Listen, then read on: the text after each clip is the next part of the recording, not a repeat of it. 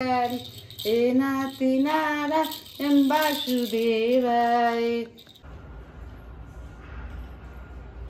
Everyone, আমি Sanchita and welcome back to my channel stylish Sanchita. আজকে এখন বাড়ি যাচ্ছি, তো এখন বাজে দুপুর 3টে আর 4টে নাগাদ ট্রেন আছে বন্দে ভারত। রেডি মুম্বাই যাওয়ার জন্য, আমরা রেডি। মুম্বাই যাবো, বিয়ে বাড়ি যাবো, বলে দিয়েছো তুমি?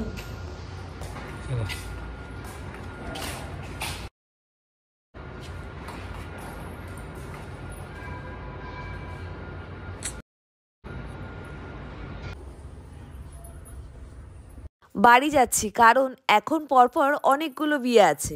আজকে যাচ্ছি আমরা বন্দে ভারতে, আর এই ট্রেনটার টাইমিংটা আমার বেশ ভালো লেগেছে। বিকেল 4টার সময় ট্রেন আছে আর সন্ধ্যেবেলা ডট 8:30টায় হাওড়ায় নামিয়ে দেবে। আর অন্যান্য ট্রেনগুলোতে যাজপুর থেকে হাওড়া 6 ঘন্টা জার্নি হলেও সেই লেট করিয়ে 10 ঘন্টাতে নিয়ে চলে যায়। সোনার তখন খুবই অসুবিধা হয়, তখন আর সোনাকে সামলানো যায় না।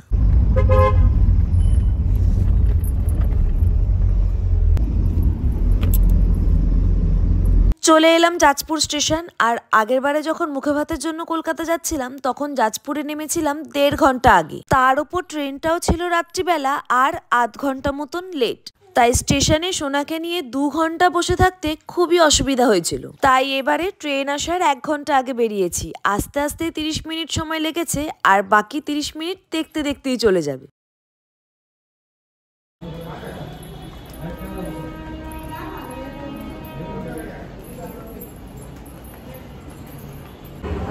কি বলেছি, ওখানে নন্না আছে।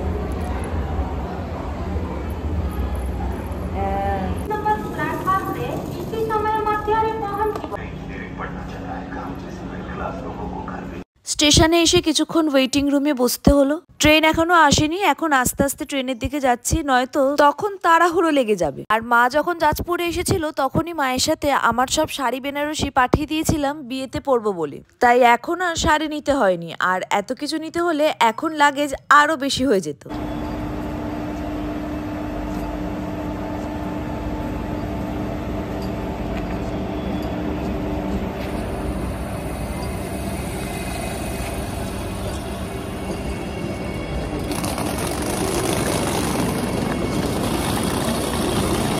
ট্রেন এসে গেছে আর আমাদের C13-এ পড়েছিল। আর যাজপুর স্টেশন থেকে এই C13 পর্যন্ত অনেকটাই হাঁটা।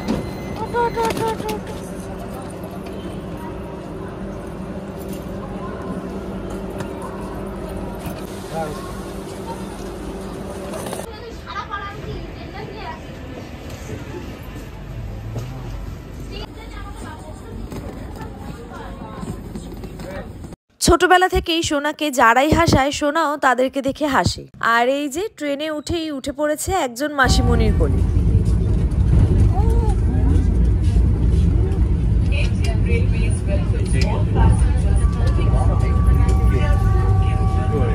বন্দে ভারতে জার্নি শুধুমাত্র সোনার একার নয়, আমাদের 3 জনেরই ফার্স্ট এক্সপিরিয়েন্স।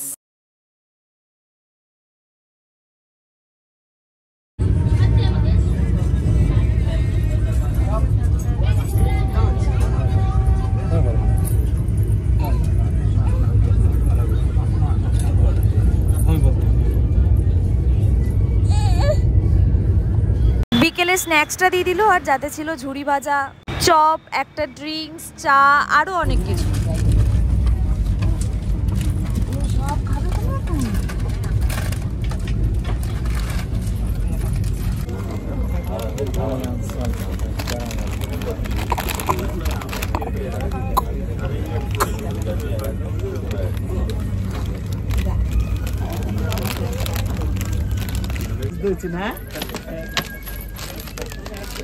ট্রেনে সোনা বাবার 2টো বন্ধু হয়ে গেল, দুজন দুজনকে দেখেই হাসছে।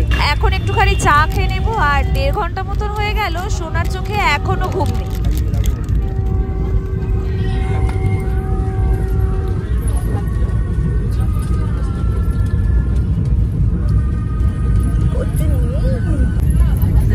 তুমি কিন্তু বোম্বাইজি করছো। গরম জল হাতে না।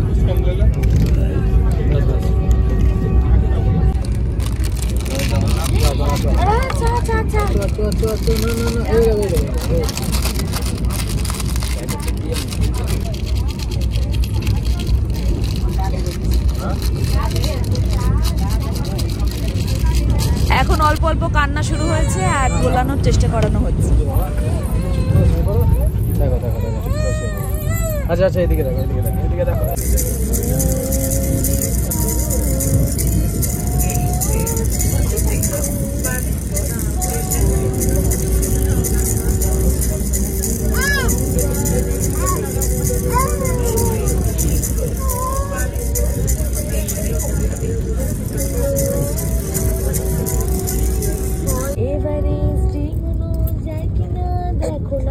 দাদাকে তুমি কি সেরো না দাদাগিরি দাদা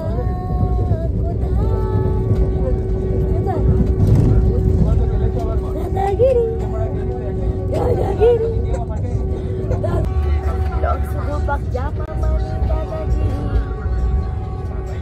দেখো হাওড়া ঢুকছে।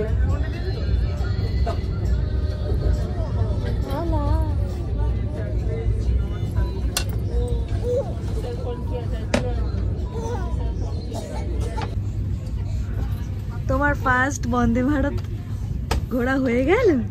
হ্যাঁ, বন্দে ভারত জার্নি হয়ে গেল। ওকে, কেমন লাগলো জার্নিটা তোমার? ভালো লেগেছে? তুমি এনজয় করেছো? ওই বাবা, ওই বাবা।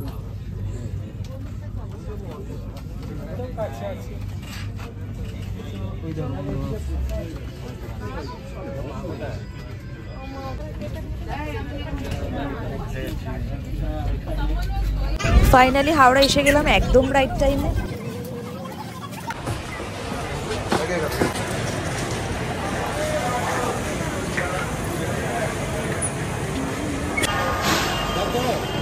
তোমারটা দিয়ে দাও।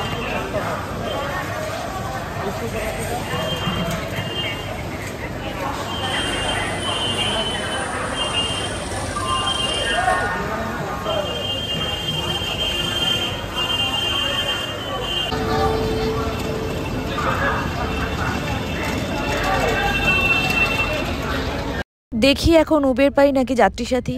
উবের পেয়ে গেলেই ভালো, কারণ শুনেছি যাত্রী সাথীতে নাকি অনেক লাইন থাকে।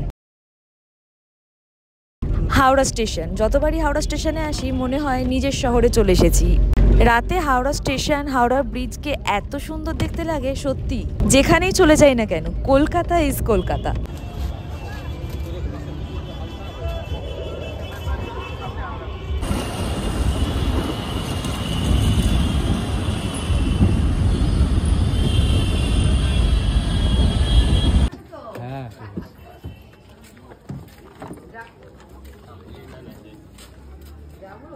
না না বুঝছো,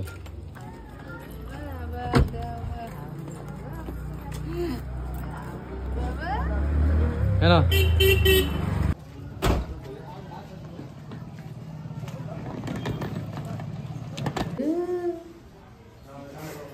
এই ওই যে তাহলে এই যে সুপদিন কে বলেছে গেতে তোমার হনুমান টুপি। হ্যাঁ, অনেক কাজে লাগছে। ঠিক আছে। আচ্ছা আচ্ছা আচ্ছা। তুমি বুঝতে পেরেছো? ওই বাবা রে, বাবু চোনা বাবু চোনা এসে গেছো। কতদিন দেখো না, কি করবো? তুমি কতদিন দেখো না। হ্যাঁ এ নাতি নারা বাসুদেবায় ওম গণ গণপতে নমো নমো শ্রী সিদ্ধি বিনায়ক নমো নমো অষ্ট বিনায়ক নমো নমো। ফাইনালি বাড়ি পৌঁছে গেছি আর 1.5 মাস ধরে ফুচকা খাইনি, তাই মাকে বলে রেখেছি আগে গিয়ে আমি ফুচকা খাবো। তাই মা সন্ধেবেলায় আমার জন্য ফুচকা কিনে রেখেছিল। ফুচকাটা খেয়ে এতদিন বাদে কি যে শান্তি পেলাম সেটা ভাষায় প্রকাশ করা যাবে না। এখন আমাদের ডিনার করা হয়ে গেছে আর সোনা বাবার দোলনাটা রেডি করছি। সোনা বাবা দোলনা ছাড়া যেহেতু একদম ঘুমোয় না, তাই জন্য এইখানেও একটা দোলনা রেখে দিয়েছি। সোনাকে ঘুম পাড়িয়েই আবার মায়ের থেকে শাড়িগুলো নিয়ে আবার লাগেজ গুছাতে হবে। সব মিলিয়ে এখন প্রচুর কাজ। সামনের কয়েকটা দিন পর পর ব্লগ আসতে চলেছে, অবশ্যই দেখো। আর আজকের ব্লগটা এখানেই শেষ করলাম। যদি ভিডিওটা ভালো লেগে থাকে তাহলে অবশ্যই একটা লাইক করো আর আমার চ্যানেলকে সাবস্ক্রাইব করতে ভুলো না। টাটা।